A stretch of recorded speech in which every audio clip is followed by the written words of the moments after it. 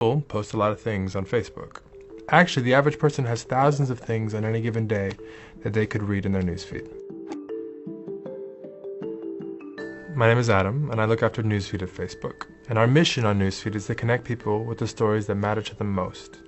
And to do this, we use a tool called ranking. Ranking is a set of algorithms that we use to try to assess how interested people are in each and every story that they could see on Facebook. So what is an algorithm? Simply put, it's a formula or a set of steps for solving a particular problem. It's a little abstract.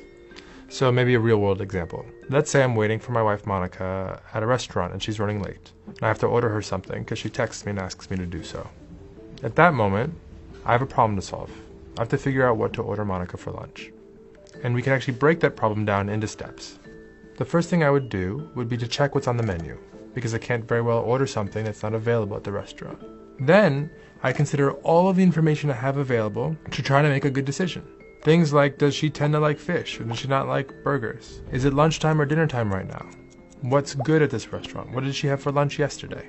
And then from there, I'd actually make a prediction. I'd essentially estimate the likelihood that she'd be happy with the fish or the chicken soup. And in ranking, we have names for these steps. The first, we call inventory. What's on the menu?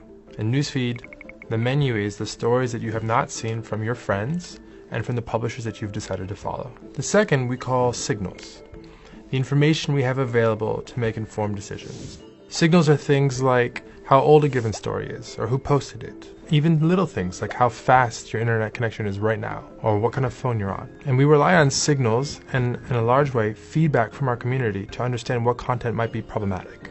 Maybe it's violent content, or spam, or clickbait, or false news. And we use all of these signals to try to make informed predictions, which is the third step.